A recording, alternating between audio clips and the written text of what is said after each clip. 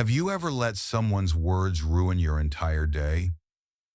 A careless comment, a dismissive look, a moment of rudeness. It's amazing how quickly peace can slip through our fingers. And yet, what if that didn't have to happen?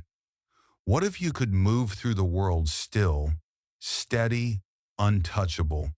Not because the world is kind, but because you've trained yourself to be unshaken.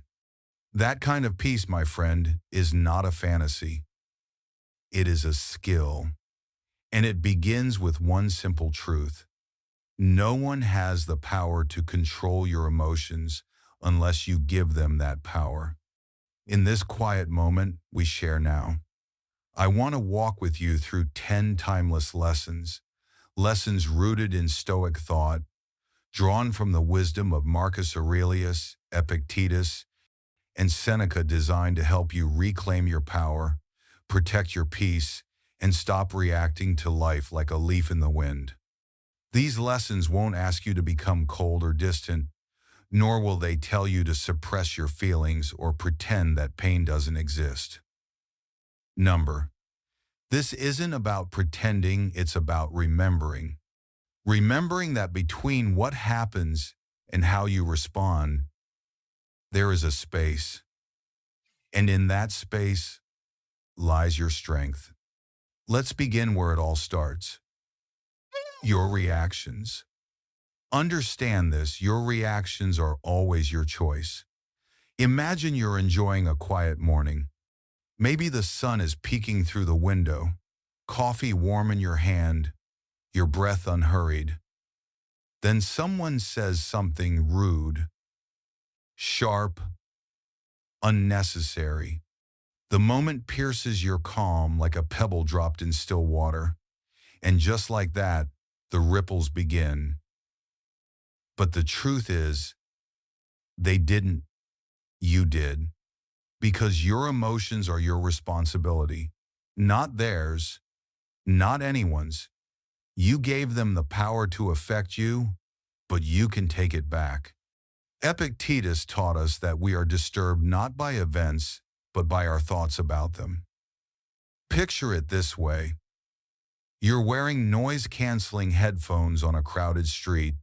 The chaos is still there, sirens, shouting, engines, but it doesn't reach you. You've created a space between the noise and your peace. Mastering your reactions is the same. Life doesn't have to stop being loud, you just stop letting the noise get inside. In the space between stimulus and response, Marcus Aurelius reminds us, lies the power to choose. And in that choice lies our freedom. So when someone cuts you off, criticizes your work unfairly, or speaks unkindly, pause, just pause. And in that breath, choose. Choose calm over chaos. Choose strength over reaction. Imagine your coworker dismisses your idea in front of the team. Your pride stings. Your hands clench. But what if you didn't snap back? What if instead you asked yourself, is this really about me? Or is it about them? Their stress? Their lens? That reframing pulls you out of the trap. You don't ignore your feelings, you separate them from your response. Emotions rise and fall. They don't need to lead. Anger doesn't have to become retaliation. Disappointment doesn't have to become withdrawal. You can feel deeply and still respond wisely. Here's a small practice, a daily ritual of awareness. 1. Pause when you feel triggered. Don't push the emotion away. Name it. This is anger. This is hurt. Just that small act gives you a sliver of space. 2. Ask yourself gently, is this pain coming from the event or from my interpretation of it? 3. Choose your next step not from the heat of the moment, but from your values. The version of you that you're growing into, what would they choose? Every moment, Every encounter, every disruption is a chance to practice. Imagine the power of walking through life unaffected by what others say or do. Not because you're numb, but because you've decided, I choose peace. Because when you truly believe that your response is your power, you stop being a puppet pulled by others' strings. And instead, you become grounded like a stone in a storm, steady, present, at peace. Now let's turn to something more subtle, but just as powerful. The second lesson: stop expecting others to behave like you. We don't often say it aloud, but we carry a silent script in our minds. If I'm kind, they'll be kind. If I show up, they'll show up. If I go out of my way, they'll return the favor. But the truth is, they won't. Not always. And when they don't, it hurts. Disappointment sets in. You feel unseen, unappreciated. You think, I would never have done that to them. And you're probably right. But here's the hard truth. People don't operate by your values. They operate by theirs. Epictetus said, don't expect figs in winter. Let things come in their season. Expecting others to reflect you is like expecting the tide to stop when you walk the shore. It's beautiful in theory, but painful in reality. Everyone is walking their own path, shaped by their wounds, beliefs, fears, and dreams. Their behavior reflects their inner world, not yours. And when you try to make them act as you would, you only create frustration and confusion. Instead of changing others, Stoicism invites us to accept what is without bitterness. So here's an example.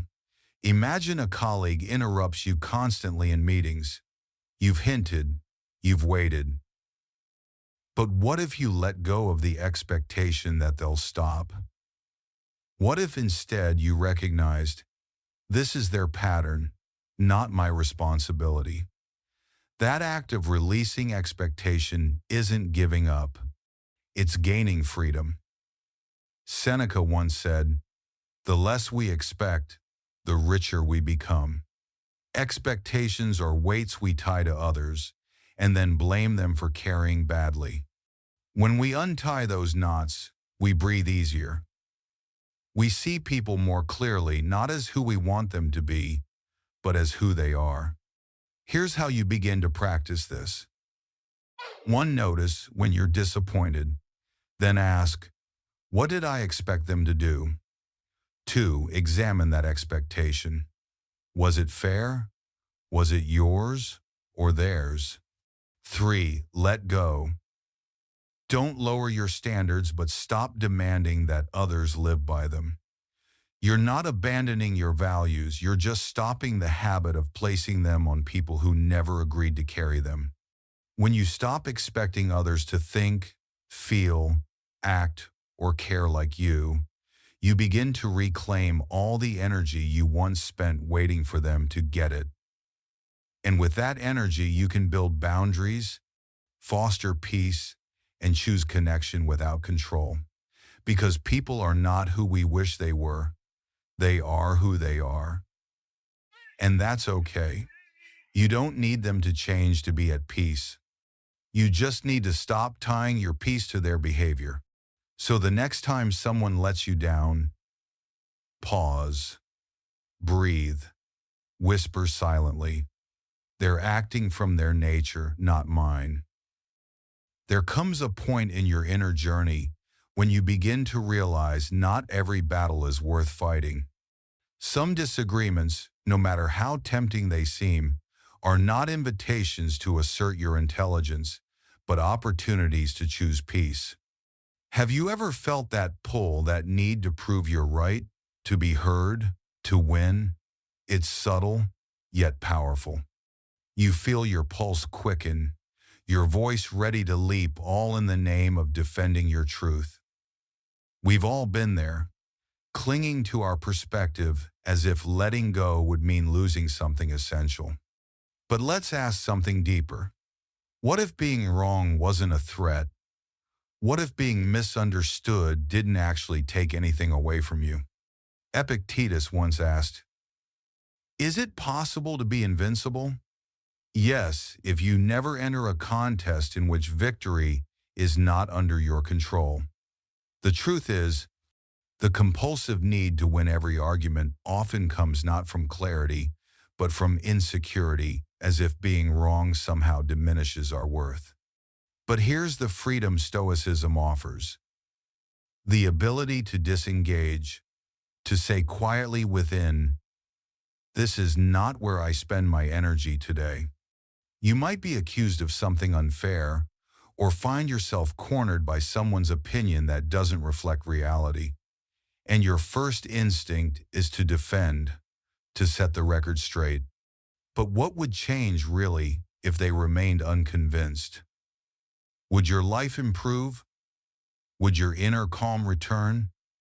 Or would the friction linger long after the argument ended? Marcus Aurelius reminds us, "You always own the option of having no opinion." That is power. Picture a friend insisting their way of solving a problem is better than yours. Maybe they're dismissive, maybe their tone stings, but you, anchored in your values, can simply say, "I see where you're coming from and I respect your view." You extinguish the flames before they catch. The ego steps aside, and in its place, serenity. You didn't lose. You chose not to fight.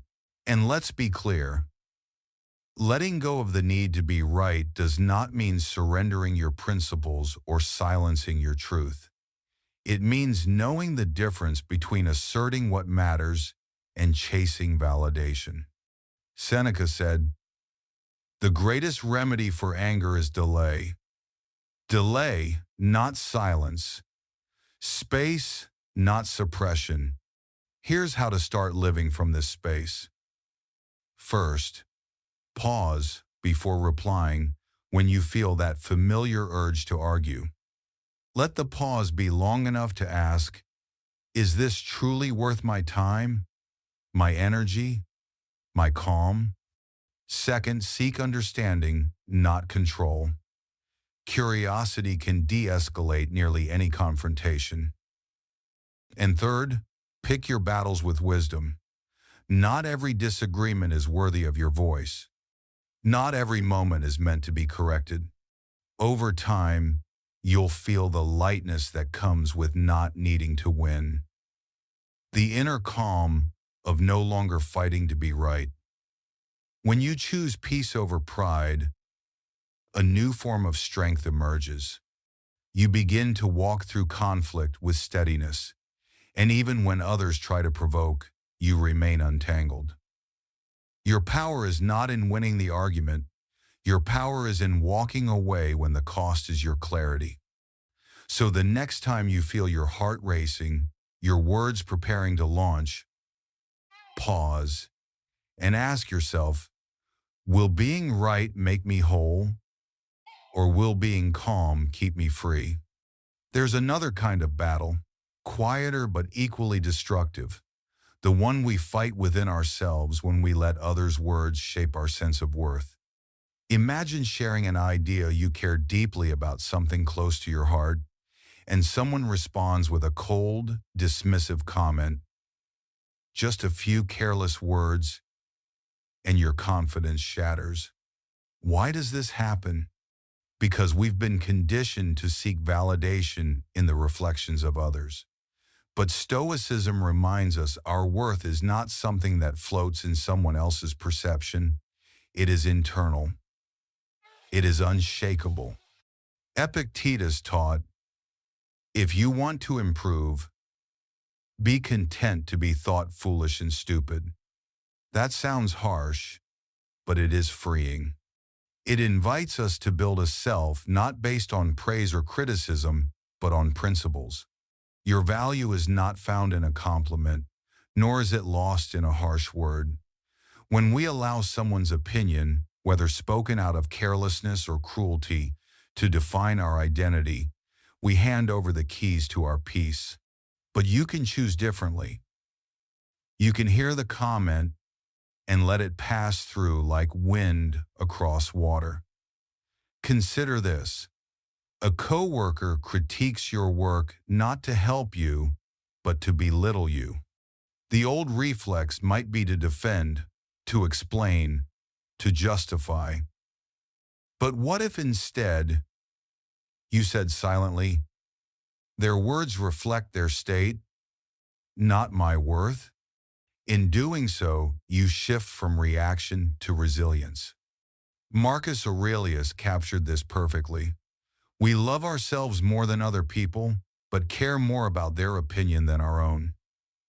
How many of our anxieties come not from real danger, but from imagined judgment? And how much calmer would life be if we filtered feedback, keeping only what is useful, discarding what is noise? Constructive feedback, thoughtfully given, can help you grow. But unwarranted negativity, that belongs to the speaker, not to you. Here's how to take back ownership of your worth. First, when someone's words sting, pause. Don't react. Just notice. Second, ask, is there truth in what they said, or is it just their lens? Separate fact from projection. Third, remind yourself, your value is not on trial. It was never theirs to measure. Lao Tzu said, care about what other people think, and you will always be their prisoner. To let go of validation is not to stop caring about others, but to stop letting their words rewrite your inner script. And so next time someone's judgment echoes in your mind, ask, am I living for them or for what I know to be true within me? Let that question guide you back to your center. Because when you stop letting others' voices define you, your own voice grows clearer, calmer, more grounded. In that stillness, you find peace. Another way we lose our peace is through the absence of boundaries. Imagine a friend calls in the middle of your already overwhelming day, asking for a favor they could easily manage themselves. Or a colleague drops a last-minute task into your lap, assuming you'll say yes. You feel torn, wanting to help, but knowing the cost. Why is it so difficult to say no? Because many of us equate boundaries with selfishness. But in truth, boundaries are an act of self-respect and a gift to those around us. Epictetus reminds us, freedom is the only worthy goal in life. It is won by disregarding things that lie beyond our control. Without boundaries, you say yes to everything and quietly say no to yourself. You pour from an empty cup. You give until resentment takes root. But when you learn to set limits, you protect not only your time but your spirit, and you give others the chance to learn how to respect you. It begins with clarity. When someone repeatedly oversteps, it's not only their fault, it's our silence, our unspoken needs. People cannot honor boundaries they don't know exist. So communicate them gently but firmly. That is not coldness, that is kindness to both sides. Let's take a common example. You're the friend everyone calls when they're overwhelmed, even at night, even when you're exhausted. You listen, you care, but lately you feel depleted. Instead of staying quiet and silently resenting them, you might say, I care deeply about you, but I need evenings to recharge. Let's talk tomorrow instead. That's not rejection. That's presence with boundaries. That's protecting your peace so you can continue to show up with care. Seneca once wrote, no man is more unhappy than he who never faces adversity, for he is not permitted to prove himself. Boundaries often feel like adversity, uncomfortable, new, even frightening. But each one teaches you how to honor your energy, how to say, this is where I end and where you begin. And in doing so, you build relationships rooted not in obligation, but in truth. So ask yourself today, where do I need to draw a line not to push others away, but to return to myself? Because your life, your time, your peace, they are finite. And protecting them is not selfish. It is sacred. When you start living with intention and protecting your energy, something unexpected happens. You begin to see where your time, peace, and presence are most easily lost. And one of the greatest tools you'll ever learn is the art of setting boundaries, not to create distance from people, but to create clarity within yourself. Setting a boundary isn't about pushing people away. It's about deciding what truly matters and preserving it. Only what you do. And boundaries are how you create that tranquility, not just in your calendar, but in your soul. So how do you begin? First, be clear and honest. If you don't communicate your limits with calm and clarity, how can others respect them? People are not mind readers. Say what you need, not with anger, but with self-awareness. Second, speak from your own experience. Instead of accusing someone with, "You always interrupt me," say, "I need quiet time after work to recharge." Notice how the energy changes when the tone shifts from blame to clarity. And third, stay consistent. A boundary only protects you when you uphold it. The moment you compromise what you've clearly expressed, the message becomes blurred. Seneca said, "He who is brave is free," and part of that bravery is honoring your own word, especially to yourself. There's a beautiful perspective offered by the Stoics. To know when to stop is wisdom. When to say, "This is enough," is not selfishness, it is maturity. Boundaries, when practiced rightly, are not barriers. They are bridges to healthier, more balanced relationships. The next time you feel overwhelmed or like you're constantly giving with nothing left for yourself, ask.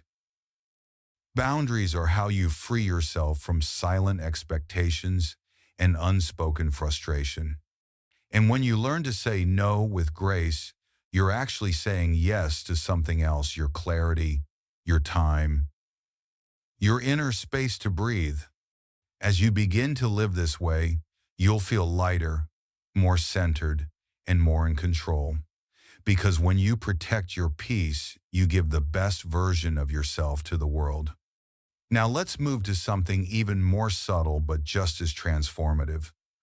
One of the deepest freedoms in Stoic living is this: detaching from the opinions of others.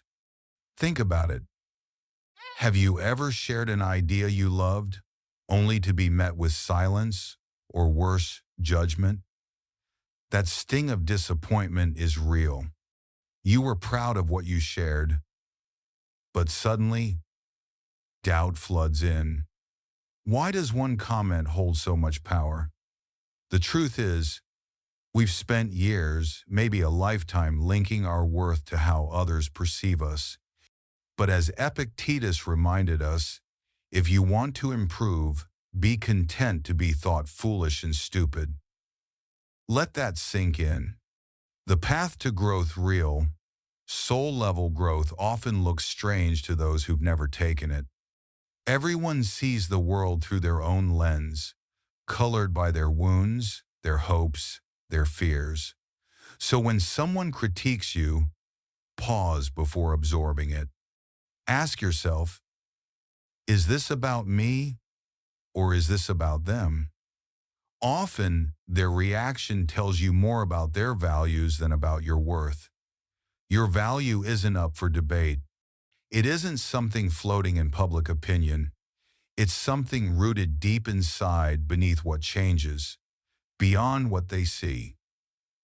It doesn't mean you stop listening to feedback. It means you learn to filter to separate wisdom from projection. Here's a small example. Imagine wearing a new outfit that you love.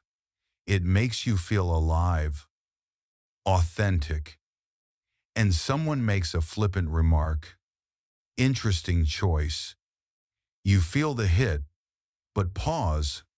Their words don't remove your joy unless you let them. You can choose to hold on to the feeling that outfit gave you, or hand it over to their opinion. Lao Tzu once said, "Care about what other people think, and you will always be their prisoner." Stoicism doesn't teach us to become indifferent, it teaches us to become internally anchored. And that's a very different thing. So how do you begin detaching from others' views? First, question the weight you give them. Why does this person's comment matter to me? What position have I given them in my mind? Second, reaffirm your values. Remind yourself of what actually matters, not what they expect of you, but what you stand for. And third, let go gently.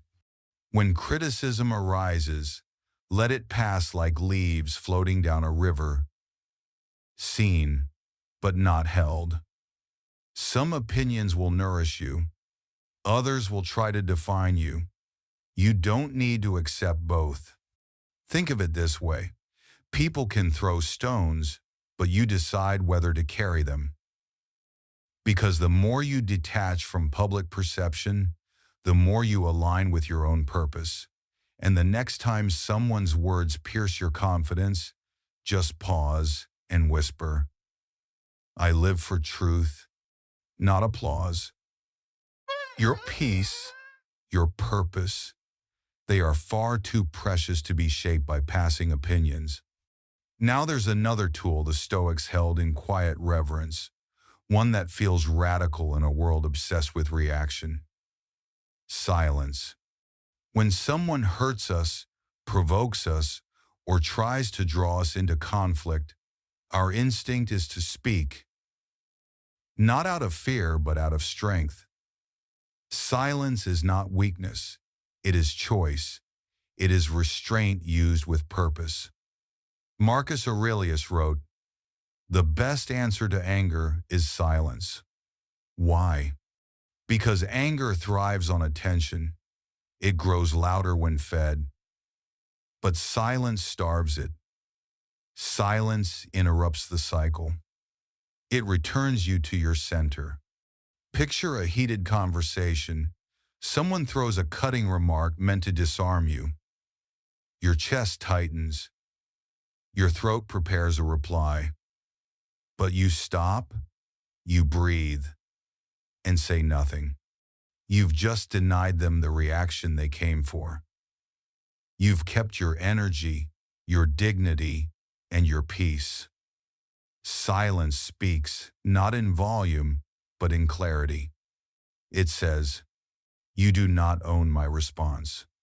Here's how you begin living this kind of quiet strength. One, pause before replying. Let there be space. That pause is sacred. It opens the door to clarity. 2, listen without defending. Not every word spoken to you requires a rebuttal. Sometimes, letting someone speak and simply observing tells you everything you need to know. And 3, speak only when necessary. If words are required, let them be few, calm, and grounded. Epictetus would remind us, "We have 2 ears and 1 mouth so that we can listen twice as much as we speak." This doesn't mean bottling up what matters. It means saving your words for when they serve peace, not pride. Silence isn't absence. It's presence refined, deliberate, wise. It shields you from unnecessary entanglements. It allows you to observe rather than absorb. And when the moment is right, when your voice can build instead of break, then you speak. Until then, silence is enough. And think about this. How many times have you regretted what you said in anger? Words launched too quickly often become wounds. But silence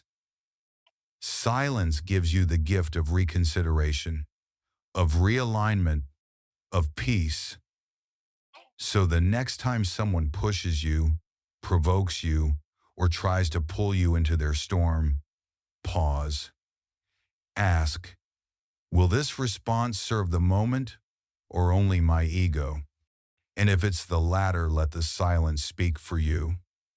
Because sometimes the most powerful thing you can say is nothing at all. Choosing silence over reaction teaches you that not every fire needs to be fought. And sometimes the greatest power is in walking away not in defeat, but in deliberate restraint. From that space of inner control, we step into a practice that softens even the most difficult moments. Gratitude. Imagine this, your day begins in chaos. Plans unravel. A stranger is rude. Every small inconvenience feels unbearable. You clench your jaw. You ask silently, why does everything have to be so hard today? But what if, instead of giving in to the spiral, you paused and shifted your focus? What if in that moment you chose to notice what's still good, still whole, still within your reach? Gratitude doesn't erase difficulty, but it reframes it. It turns noise into silence and frustration into space. As Marcus Aurelius once wrote, do not indulge in dreams of having what you have not, but reckon up the chief of the blessings you do possess. You see, gratitude and anger cannot coexist.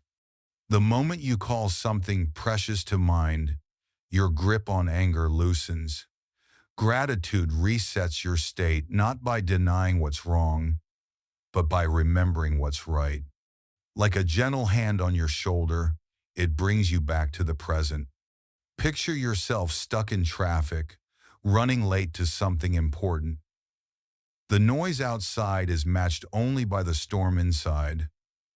But then, you pause. You take a breath. You look around and think, I have a car. I have somewhere meaningful to go. I'm safe right now. It sounds simple, even obvious, but that shift, it changes everything. Cicero, though not a Stoic, beautifully observed, gratitude is not only the greatest of virtues, but the parent of all the others.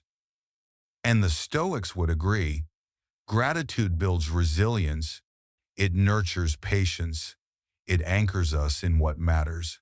So how do you make it a habit? Start with awareness. When irritation rises, ask yourself softly, what's one thing I can be thankful for right now?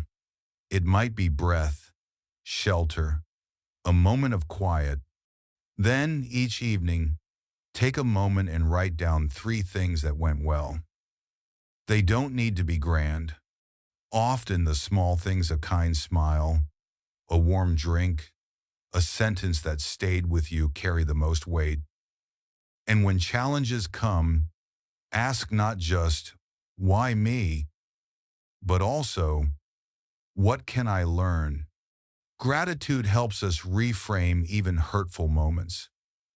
Someone may criticize you unfairly, and yet, you might say, I'm grateful I'm learning to stay composed even when it's hard. This isn't about pretending everything is perfect. It's about choosing what you give your energy to.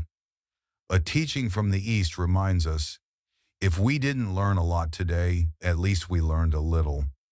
If we didn't learn a little, at least we didn't fall ill. If we fell ill, at least we didn't die. So, let us all be thankful. Perspective changes everything. So the next time you feel anger rising, Just pause and ask gently, what am I thankful for in this exact moment? Let the answer guide you back to center. Because peace in the end isn't something you stumble upon, it's something you create. And now we arrive at another tool for inner freedom, the ability to reframe criticism not as an attack, but as an opportunity. Picture this.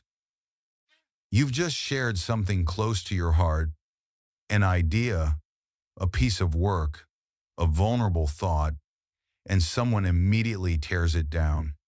You feel the sting. Maybe you want to fight back. Maybe you shut down. But what if you didn't? What if you breathed and asked, is there truth in this? Can I grow from this? Stoicism doesn't teach blind acceptance, it teaches discernment. Epictetus advised, if someone speaks ill of you, rather than defending yourself, say, he obviously doesn't know the rest of my faults, or he would have mentioned them too. That's not sarcasm, that's liberation. Criticism, when viewed with clarity, becomes feedback. Not all of it is valid, but some of it, even the poorly delivered parts, may contain something useful. Maybe it shows you a blind spot. Maybe it invites refinement. Or maybe it simply reminds you of what matters to you. Imagine you're preparing a presentation and a colleague points out several flaws. Your first instinct might be to feel undermined. But with a Stoic lens, you ask, are they right even partly? Can this improve my work? And in doing so, what felt like an insult becomes a gift, a stepping stone. There's a saying, criticism is like rain. It should be gentle enough to nourish growth without destroying roots. Not all criticism is fair. Some comes from envy or fear. So, how do you respond wisely? First, pause. Let the heat cool. Reacting in the moment often feeds ego, not truth. Second, consider the source. Are they informed? Do they care? Third, extract the lesson. Even harsh words may contain a seed of insight. Choose what you take in. Let's make this personal. A family member makes a biting remark about your life choices, your job, your relationships, your pace. Instead of snapping back or withdrawing, you say gently, I hear you. I'll think about what you've said. You haven't conceded. You've just chosen maturity. You've kept your ground and your peace. Epictetus reminds us again, we are not disturbed by what happens, but by our thoughts about what happens. So the next time criticism finds you, ask, is this about me or about them? And what, if anything, can I grow from? Growth, after all, often hides behind discomfort, and those willing to seek it, even in the sting, become unshakable. Finally, we come to one of the deepest Stoic practices, perhaps the hardest, but the most freeing. Letting go. Imagine holding a burning coal, planning to throw it at someone who hurt you. But while you wait, the heat scorches your hand. Anger, resentment, grudges, they do the same. We think they protect us, but in truth, they punish us. To let go is not to forget, nor to condone. It is to say, I will no longer carry this weight. As Seneca wrote, he who suffers before it is necessary suffers more than is necessary. Much of our suffering doesn't come from what happened, but from what we continue to carry. Letting go means choosing the present over the past, choosing peace over poison. Imagine someone betrayed your trust. You play the moment over and over, the words said, the looks exchanged, the silence after. But each time you relive it, you reopen the wound. Marcus Aurelius gently reminds us, do not be disturbed by what is outside your control. Let it go. Letting go doesn't mean the hurt disappears. It means the hurt no longer decides who you are. So how do you practice this? First, allow the feeling. Suppressing pain only prolongs it. Name it. Feel it. Maybe it reveals a boundary you need. Maybe it shows you your strength. Third, shift to the now. What matters most is not what was taken from you, but what you still hold. Letting go isn't passive. It's an act of courage. It says, I choose peace even if justice was never served. Think of it like a balloon. You can keep clutching the string, letting it drag you around, hoping someone notices your pain. Or you can open your hand, let it rise, let it drift, let it leave. Life is too short to be ruled by memories that no longer serve you. And in that release, you'll find something extraordinary. Space. Space for healing. Space for joy. Space for the life you were meant to live unburdened. Letting go is not weakness, it is wisdom in motion. It's the quiet act of choosing yourself over the weight of what you cannot change. So ask yourself, how many hours have you lost replaying someone's careless words or unfair judgment? How many moments of peace have slipped away while your mind stayed trapped in imaginary arguments, dwelling on revenge or regret? The truth is, holding on only prolongs the pain. The Stoics teach us that peace is found not in control, but in clarity. Letting go is the key to freeing yourself from cycles that steal your strength. Picture this, you're at work, and someone takes credit for your idea. It stings. You feel the injustice. Your mind starts spinning. Why didn't I speak up?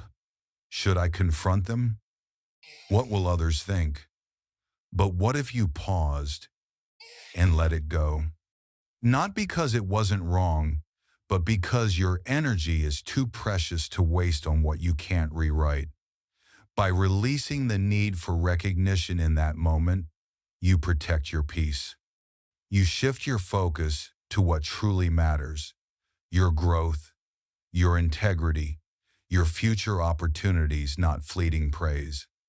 Lao Tzu once wrote, when I let go of what I am, I become what I might be.